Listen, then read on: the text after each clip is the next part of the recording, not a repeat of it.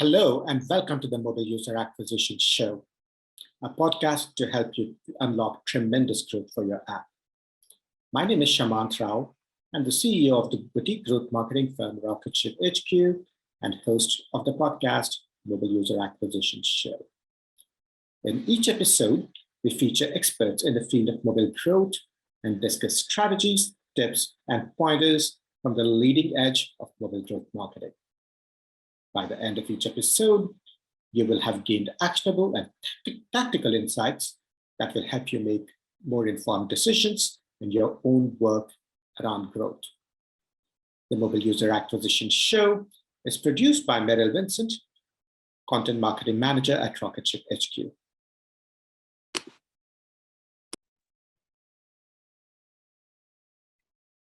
I'm excited to welcome Lexi Sydow to the Mobile User Acquisition Show.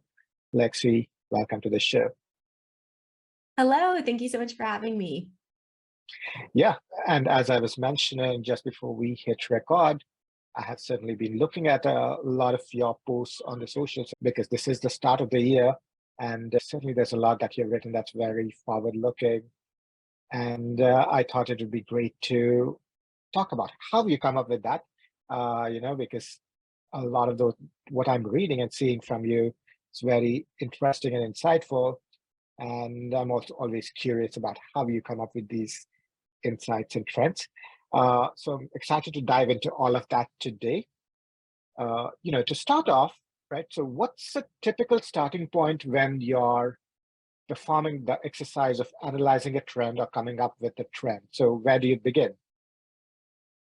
Yeah, it comes from a number of sources, but generally speaking, there's always going to start with kind of a central hypothesis. So we always have some kind of a question that's driving, and maybe we're disproving or proving it. We're kind of neutral on what we find, but it's more trying to figure out, is this happening in the market? There's a couple of kind of ways that usually jumpstart that. Sometimes it's sort of coming from, as you mentioned, we do a lot of sort of reports and analysis in the market. And so there's a time-bounded element. So for instance, we just released a few weeks ago, the State of Mobile 2023, where we are focusing on what happened in the previous year, what's important for folks to know this year, how has the industry changed, what will people need to know to kind of navigate that change. So that one comes from a bit higher level of a place where we're sort of defining some of those key things that we are asked about, or we think from a year of being in the space and analyzing, oh, we have to talk about this. This was a really big thing that came up. So for instance, it could be something like, we have to talk about the cost of gas in the US and how that affected the rising fuel costs, where we saw that kind of bubble up in the market. Another area, so the second kind of way. So that one's the most general, and we'll sort of sit down and have a big brainstorm and sort of map out all of our questions and then bucket them by themes or usually by sort of area. But oftentimes from that, a central theme emerges. And in this year's report, one of the central themes is sort of how we're reacting to having less disposable income as a society with inflation pressures, cost of living increasing, still some lingering supply chain issues happening.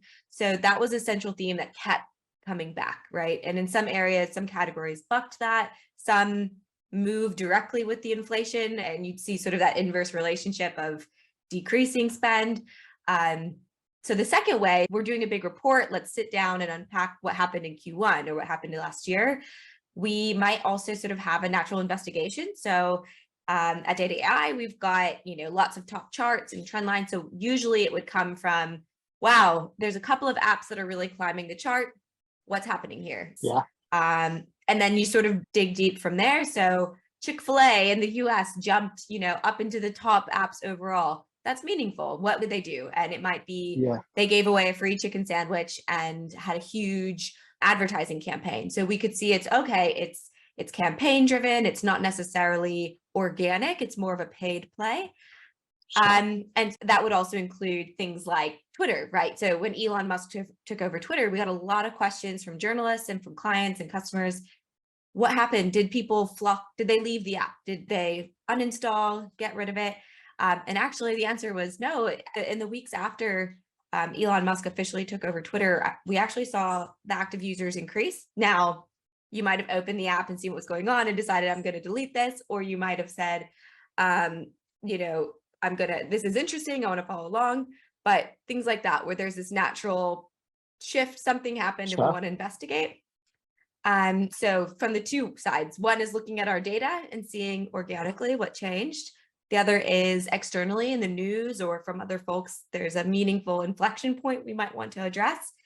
And then the last area is sort of hunches or hypotheses. And this could be just a little bit more general. So has gaming really declined? We started to see folks in Q3 roughly of last year, Q2 a little bit, some of the earnings calls for gaming companies saying, hey, the market's changing, people are outside, they're not gaming as much. And then we say, is that affecting mobile or is that more console related?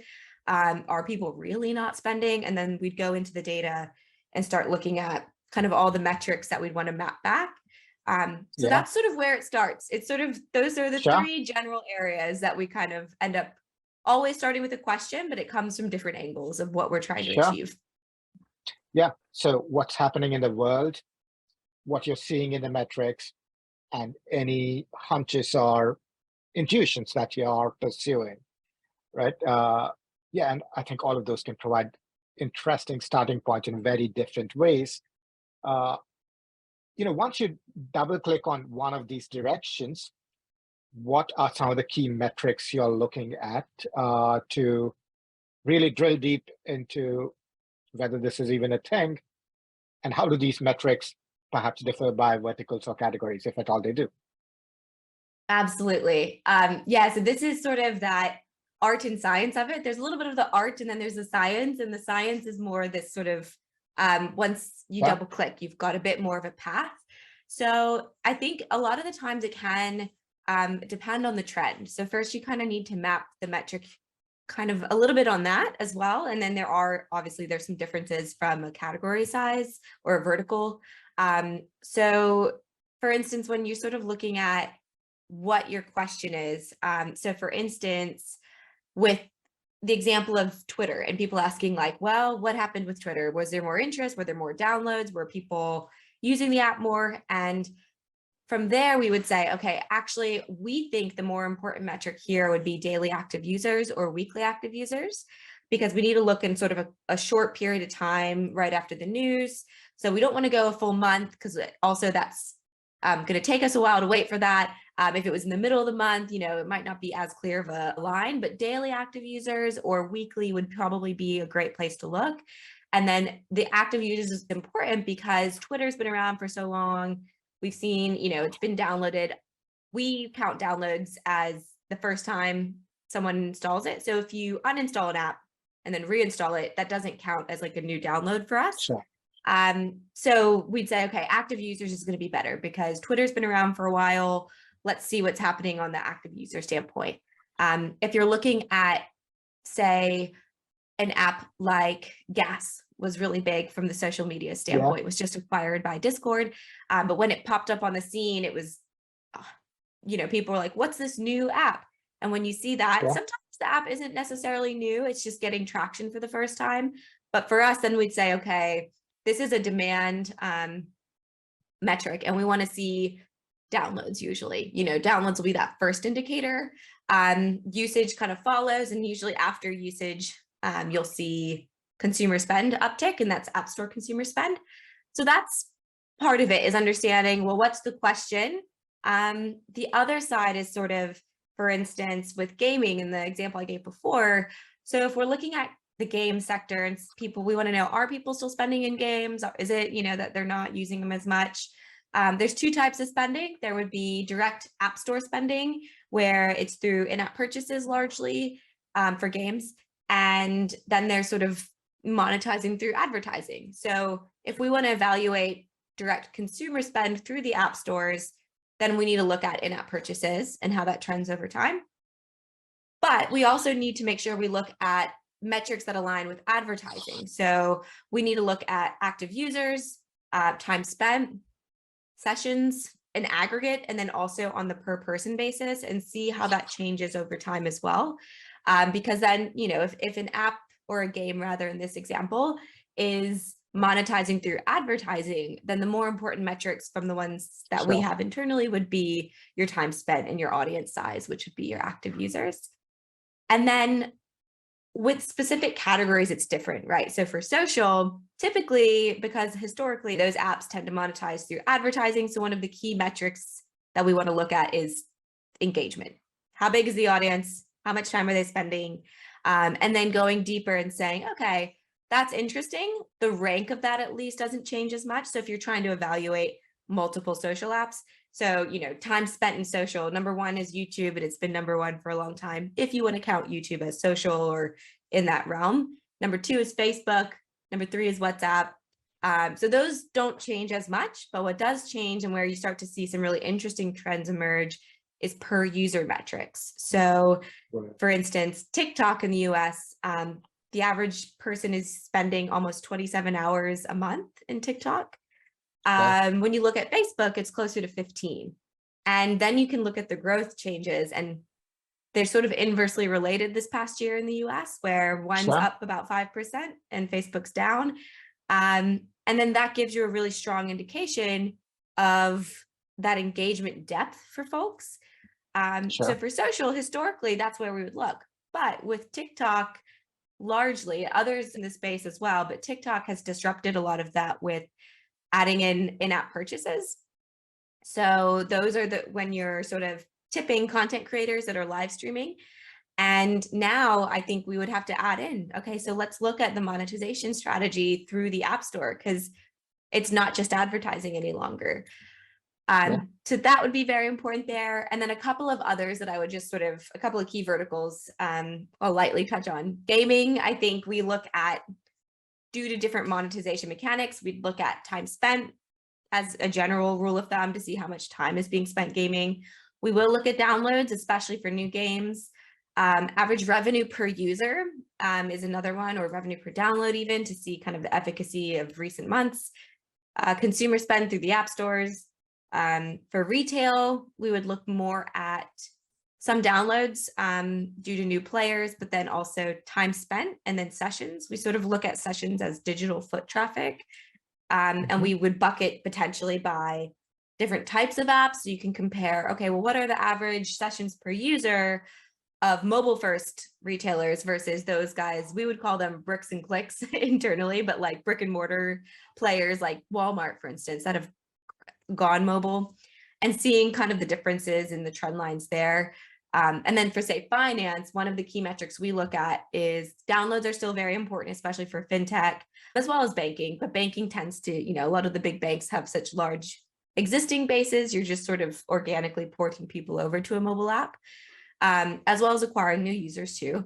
And for finance, we'll look at average sessions per user as well, and often on a weekly basis, where that's been an interesting one because we equate it to essentially a brand new behavior for a lot of banks. So we'll see that a lot of people in mobile banking access their bank accounts at least one time a day. So that basically is kind of like you walking into a branch one time a day, going into a physical bank, talking to a teller, or withdrawing money or checking your bank account.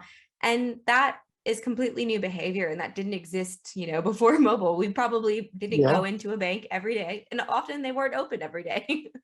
So that's another interesting one that we sort of look at specific to finance and within mobile banking, especially because that's like a very new behavior, and it's important. It's that brand touch point, and it's how people have changed their consumption of their personal finance habits.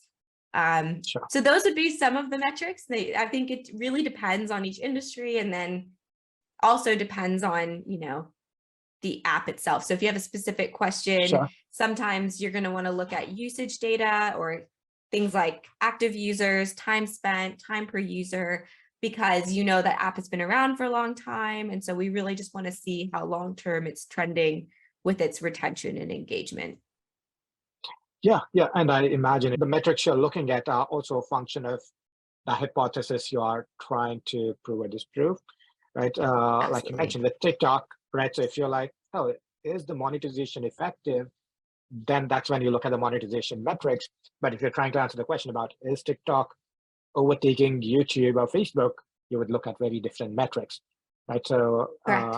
Yeah. yeah, and like you said, I think that's where the art of it comes in as much as the science of everything you're doing, right?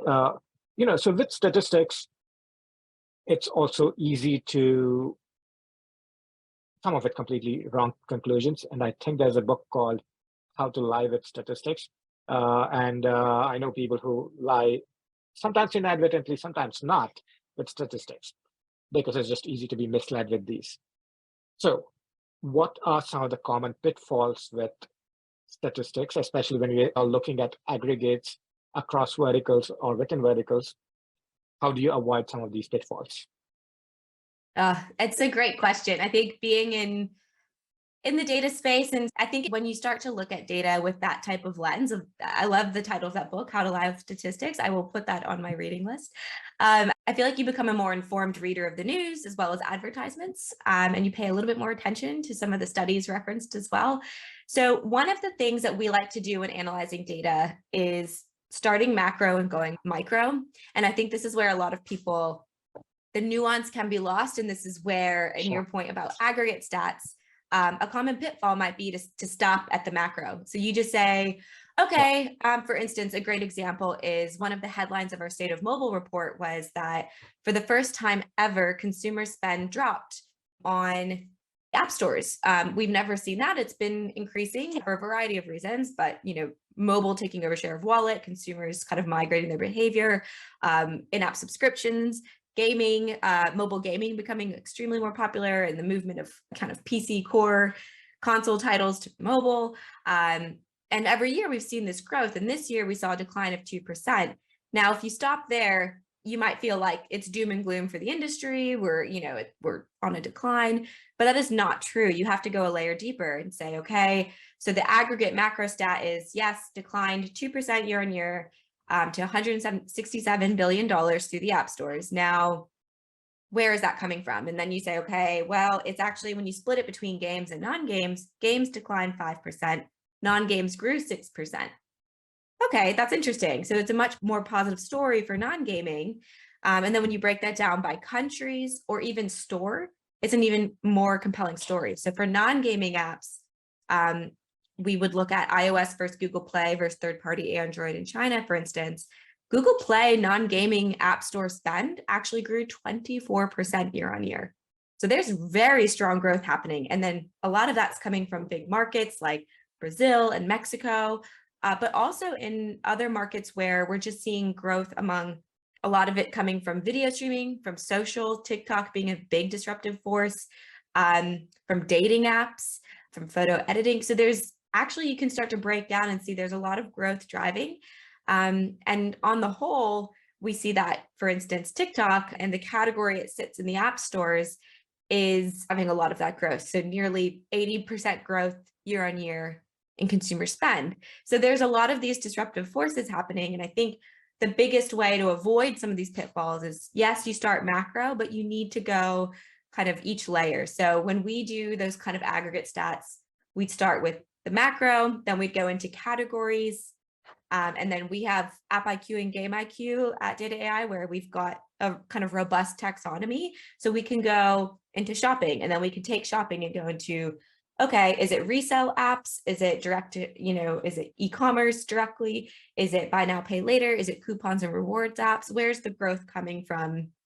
And then you can go beyond that.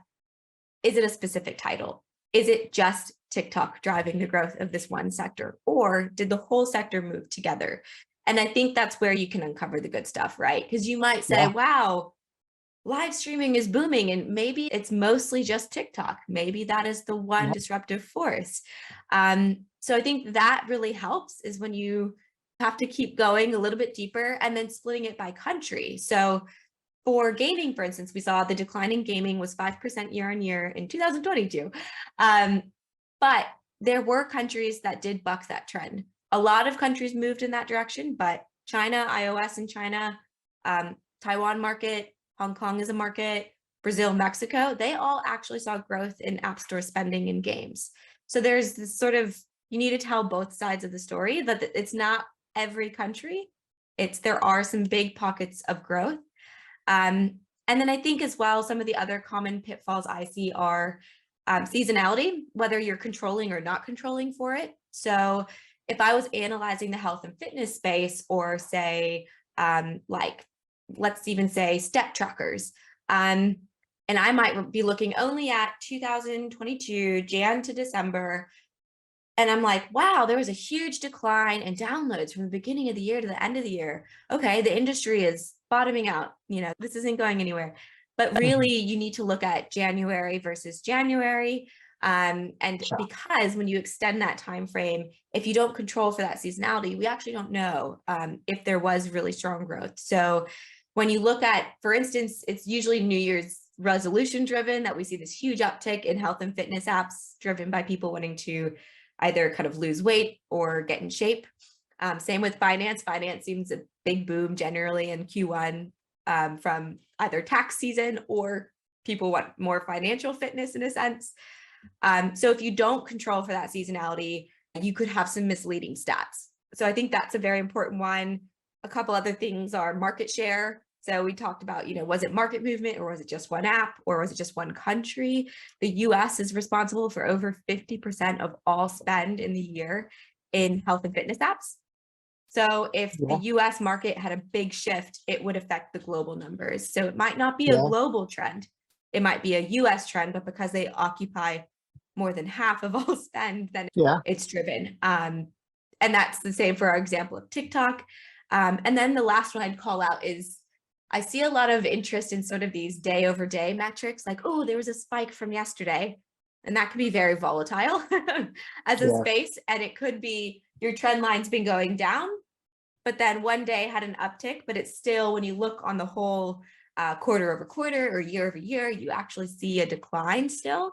So I think being very careful in providing context is important. Yes, there was a spike, but in the grand scheme of things, the average daily download for that time of the year compared to last year is still down 20%, for instance. So I think that context is really important, even though day over day is great because you might see spikes from campaigns. You really have to be careful there. Yeah, right. And what I'm hearing you say really is to understand the full context and get down to the root cause, right? And really understand what it is that the data is trying to explain, right? And sometimes even when I've looked at, different kinds of analysis, sometimes, an app I'm working with, they get featured on a national television show, they get a huge spike, and you don't want to look at the average that includes that. Or one day their entire backend is down and their numbers look terrible. You don't want to look at the average, including that time period. So I think, just like you said, it's important to really understand what is driving and contributing to your aggregate metrics to contextualize a lot of this, right? And to jump off from that, how do you think about attributing some of these trends to causes, right? For instance, you might say, oh, this vertical has gone down, shopping has gone down. How much is it because of COVID hangover? Or gaming is down. How much of it is because of ATT, right? So how do you think about correlating something whose root cause you have arrived at through analysis in the manner that you described? How do you correlate that to possible causes that could be external, product related, or anything else at all? Yeah, that part is very fun. You sort of feel like a detective going through those motions. And for your example of ATT, one way we've looked at that is, has there been an impact specifically isolated to iOS right now, right? Because Google, we don't have the same changes at this time. So we can compare them. And if we see, if they're both behaving in a similar way still, typically we'd probably say, okay, we haven't quite seen the impact, but if iOS behaved differently to Google Play. So in that way, we're sort of using Google Play as a control to kind of see how that might play out. A couple of ways we look at it. So it depends on your question, but you can go externally. We look at sort of what are the external variables to the app performance or to the market performance that could be causing this change. So inflation, for instance, is a big one where we're looking to see, okay, was there an impact? And in our state of mobile, we have actually a slide where we correlated the disposable income with App Store spending split by games and non-games. And we see that, for instance, in the US, games moves with disposable income. So as we have decreasing disposable income, game spend has decreased. Non-gaming apps is the opposite. As disposable income decrease, actually non-gaming spend is increasing. So in that case, we're seeing, okay, so inflation's affecting gaming, or the cost of living and the rising prices affecting consumers, the possible recession on the horizon, and it's impacting our gaming spend, but not quite our non-gaming. So that's one way that we try to isolate. For instance, we also looked at the impact of rising cost of fuel. So we got the per dollar, the aggregate for the country. It does vary by city in the US, for instance, but the average dollar fuel price over time by week in the US. And we correlated that directly with downloads of electric vehicle charging map apps. So looking for chargers of electric vehicles. And we saw a very similar curve appear, where as prices of gas got high, interest in electric vehicle charging apps or maps to find those places grew. And then that also, we can substantiate that with sort of the market measures around sales of electric vehicles in the US. So Kia and Hyundai and Ford all had big years for growth in electric vehicle sales. And so we can kind of mirror these together and say we feel pretty confident, given the indicators in the market and our data correlating well with this effect, that the price of fuel, alongside probably some interest in sustainability and increases in electric vehicle interest over the years, kind of drives to this point. And then there's sort of outside of that, we look at product, right? We can try to see, did the app have a change? So if we're looking at a specific app, did the app update a feature? Did they have a version update? Did they, are there new things called out in their screenshots, their descriptions? Their app reviews is a great place as well that we use to find what changed. Did a bug occur and people can't log into their banking app and all of a sudden they're flooded with 1-star reviews?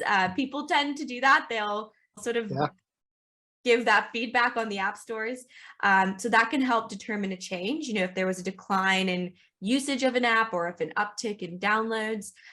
We also look at, did they run a campaign or say host an event? So Pokemon Go Fest happens and they have different events that correlate. Genshin Impact has monthly events that they do. So we can sort of see from social media, from app reviews, sometimes it's called out in the app store description of the app. We can see when there's these changes because there's a specific concerted effort by the app publisher.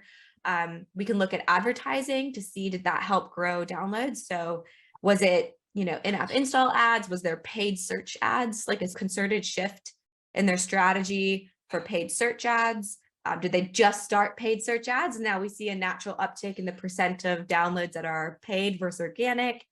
Did a competitor run advertising on paid search? Did a really interesting example was in November and December of 2021, we started to see TikTok advertising more heavily on Spotify as a keyword for their iOS paid search in markets like the UK and Australia. And Australia tends to be that beta ground where you're testing a bit with consumers before you roll it out. And then in March, we saw that TikTok announced a sort of competitive version for artists, for musicians to upload original music. And so we had seen indications of this shift coming, and then we saw the rollout of a product, and they had already been sort of gathering momentum with advertising on similar user bases from Spotify. So we try to look at it from those directions, depending on if it's a market movement or a specific app. And sometimes if the app is big enough, the specific change they make might shift their whole category, right? Genshin Impact is a leader in its category, open world RPG. And so if they did something different as a company, then it would likely shift some of the momentum of the category. So that can also be a really strong indicator. We try to kind of align dates as much as possible, and we're making sort of the best alignment we can. Yeah, right. And as you said, it's not always an exact science. And the point is to put these pieces together to really understand what story is all of this data telling, right? And that's where a lot of the insights come from, right? And, you touched on some of this earlier, but I'm curious if you can speak to this, how you decide which stories are worth pursuing or which questions are worth answering. Again, yeah, how do you think about that? Yeah, that one, I think, I mean, we sort of touched on it a little bit before, but from the data side, an easy starting point is what is surging? what is growing? And we really need to talk about this. So there was an app, Bed Bath & Beyond, I believe. They had skyrocketed up the charts last year at about Q3, I believe. And it was before Black Friday and Cyber Monday. And we were like, what happened there? What was this big shift? And when you looked into it, then we saw, wow, okay, they just launched their mobile native and mobile first, essentially, loyalty program. And they use QR codes in store, and they were driving, you could get a free item if you joined from their loyalty program. And so we saw this massive growth from downloads and user acquisition from this sort of big concerted effort of launching a new feature. So that was one where first and foremost, we saw we need to look at this because an app grew. Just ahead of Black Friday in the US, keeping on the retail side of things, we saw Temu, which is a brand new app that had just been released, was above, basically topping the charts above Amazon and Walmart. And we were saying, okay, what is this growth in downloads? And it was a new app heavily focused, coming out of China, focused on discounts and Black Friday as a big emphasis. So that's the first place we tend to look, is what's happening in the data, what specific movement, especially if we're looking at really timely trends. So this week compared to last week, for instance.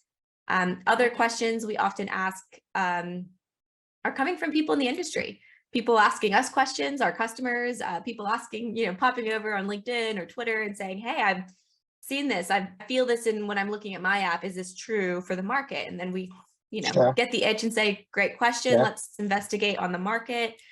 Is it isolated to one country? Is it a unique trend in a specific area? The news and media is a big one. So journalists and what they're reporting on. I think mobile tends to be a leading indicator in a lot of ways. It's often what the first thing people reach for nowadays for any sector. So when we start to see changes in the market that are being reported on in the news, that's often a prompt for us and say, okay, is this happening in our data? Can we see it? What's the shift? Are people downloading new browsers? Are they using DuckDuckGo, or is Chrome still dominant? Things like that. Sometimes it's sort of the questions that we're looking at is we have a hunch around, for instance, there's been an uptick in sort of anti-food waste apps. So we've seen a few players in a few markets in Europe, and then as well in the US pop up.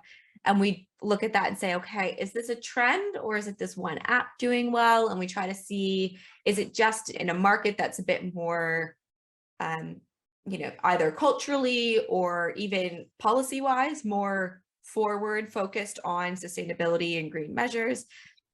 Is there a counter trend? That might be happening, but at the same time, we see Shein, fast fashion apps like Shein are still booming. So we could say, okay, look, like people are looking for sustainable options, but perhaps there was a bit of the trend being driven by cheaper options, because a lot of these apps, you could swap food or get things from restaurants at a very discounted price. So maybe there's a confounding variable here, and it's actually more of a financial motivator than a sustainability motivator, or the two trends are sort of equally working together. So those are sort of some of the questions, I think, and where we start. But a lot of it's coming from the market, folks asking us directly, and then us sort of monitoring every day in the data and saying, "Whoa, wow, this changed. What happened here?" Yeah, certainly, right. Casting a wide net to filter out and figure out what is worth pursuing, right? Just to look at another dimension of a lot of what you're doing, is there an example that you can think of a trend or analysis that you got wrong?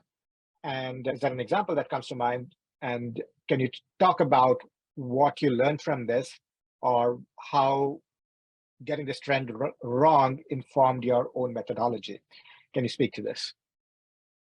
Yes. One of the ones I think we got wrong was with live commerce or like video commerce apps. So what we tended to look at is China as a market tends to be a first mover in mobile shopping for globally. And prior to the pandemic, the US led by a lot in terms of mobile uptick and usage of shopping apps. It was still very, I wouldn't even say desktop, well, desktop for e-commerce, but then very in person still as well. And so we saw some indications of live streaming performing very well in China. So people who are sort of selling goods through their live streaming on specific big apps. And we thought, okay, maybe this trend is going to pick up in the West and that we will see in the US, for instance. And we actually saw some indications of one or two very small apps. So for instance, the name is actually escaping me right now, but it was a small app that focused more on like digital collectibles and collectible items. And it was a live commerce kind of live stream shopping app. And we saw sort of QVC, which is a major, TV shopping network in the US. Those apps doing okay, but they're very small still, but the growth was strong, the growth figures. So you're coming from a small base, which sometimes means, okay, it's nascent, but it's showing strong promise. Let's watch and see. Sometimes that means it's actually, it's got some growth, but it's not going to get that meaningful momentum. But we did see TikTok focusing on live streaming for commerce, for shopping. We saw Amazon had invested in a feature. And so we were pretty bullish thinking that it would pick up, but we were wrong. I don't think it really has. We saw, a lot of abandonment of sort of shopping features and shopping emphasis in some of these social apps. And at the end of the day, I think we mistook sort of like trialing and some of the big players with consumer uptake. And we just hadn't seen that yet. So we got that one wrong. We thought, okay, we're seeing some initial small traction. I think this is going to come. And actually, we really haven't seen that trend grow. It's sort of fizzled. Yeah, right. So the initial uptick doesn't always translate to widespread consumer adoption. And that certainly, Correct. Right, and I think we mistook one more of an anomaly or one or two apps that were seeing some movement and then some indications that big players were getting involved as consumer adoption. We were wrong. So I think the lesson for us was we should have looked a little bit more at a wider net as well. And we sort of equated a bit too much emphasis on a couple of small players that were growing. But definitely. Yeah, definitely. Right. I mean, just the fact that a lot of the analysis you do is so hard to get right. And the fact that it is not an exact science at all is exactly what makes everything you do so fascinating to me. And so few people I know are able to zoom in and out to isolate causes and macro behaviors in this manner. Lexi, this has been very fascinating, and this is perhaps also a good place for us to start to wrap up. But before we do that, could you tell folks how they can find out more about you and everything you do? Absolutely. So I'm most active on LinkedIn. I'm happy to chat with folks and love to have conversations on what's happening in the market, what questions people have. So you can find me on LinkedIn, same sort of linkedin.com/in/Lexi Sydow, just my name. So you can find me there. I'm on Twitter as well, but not super active. And then also you can read all of our good analysis and research that's coming out on our blog. So Data.ai/insights. We put all our reports and weekly blog posts where we're analyzing big trends in the market. So I encourage you guys to check those out. Excellent. And we will link to all of that in the show notes. But for now, Lexi, this is perhaps a good place for us to wrap. Thank you so much for being on the show. Thank you for having me. It's been so fun talking about this. Could talk about it for hours. Absolutely. For more tips, pointers, and strategies from the leading edge of mobile user acquisition, subscribe to our YouTube channel right here, or check out our blog, rocketship.hq.com/blog.